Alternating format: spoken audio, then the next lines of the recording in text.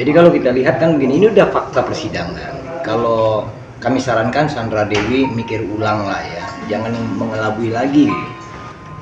Jaksa penuntut berdasarkan penyidik itu sudah menemukan aset-aset itu pada rentang waktu atau tempus kejadian. Kalau sekarang berkelit, kami melihat kayaknya dia mau melawan fakta gitu. Menurut hemat kami ini perbuatan sia-sia, malah membuka aib Sandra Dewi itu sendiri terhadap publik. Yang akan dia lawan adalah institusi negara yang sudah menyiapkan dengan baik tentang penyidikan, penuntutan, dan bahkan di sidang gitu. Dan kita tahu bahwa majelis hakim itu kan tidak bodoh ya. Mereka paham bahwa ini adalah upaya berkelit dari seorang Sandra Dewi ingin menyiasati hukum, ingin tanda kutip menipu publik. Penyidik dan penuntut serta majelis hakim kan sudah lihat, kalaupun dia mau cuci tangan menunjukkan bahwa itu adalah hasil dia sendiri, tapi ditemukan pada rentang waktu kejadian kejahatan itu gitu ya. Lalu kalau memang itu benar adalah hasil dari dia sendiri, mana bukti? Dia tinggal menunjukkan bahwa bukti bahwa itu adalah income dia yang terjadi pada masa korupsi timah itu. Kami yakin nggak ada bukti itu. Mungkin jangan-jangan saudari Sandra Dewi udah lupa waktu itu untuk bekerja, saking asik mendapatkan income yang luar biasa itu kan. Saran kami, Bu Sandra Dewi nggak usah ngibul deh gitu. Selesaiin aja, terus jatuh lagi.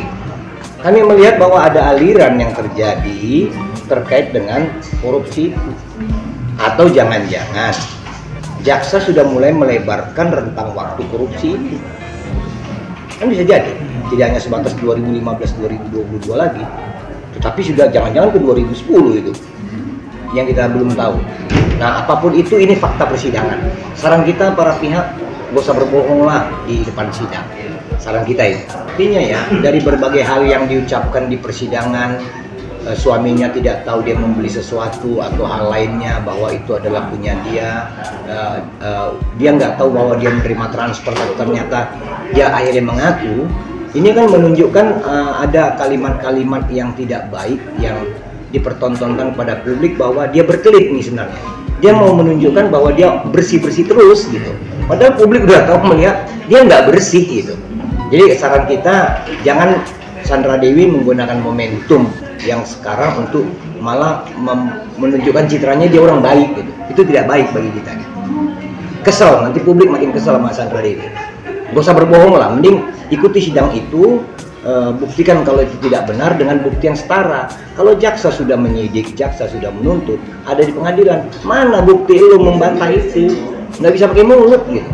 Kami nggak yakin itu akan menutup kerugian negara, tetapi ini menjadi pembelajaran bahwa hal-hal buruk itu negara harus cepat bertindak dan rampas saja yang dalam tempus delikti aset yang mereka miliki, siapapun yang di dalamnya, baik yang terkonsolidasi maupun terafiliasi, udah sita aja agar ada efek jerah.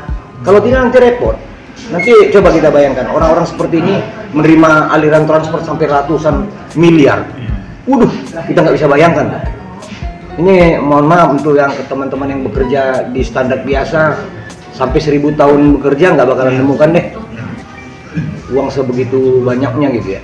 Kan ini nggak adil. Sementara mereka makan uang curian, berperilaku seperti orang baik, pasangan yang ideal, menunjukkan hal-hal yang munafik menurut kita gitu. Kejadian yang dituduhkan oleh negara yaitu jaksa itu terafiliasi dengan korupsi.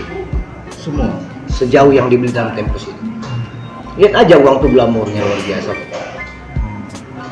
Modusnya mencuri bagaimana, memindahkan uang bagaimana, udah dibuka kok.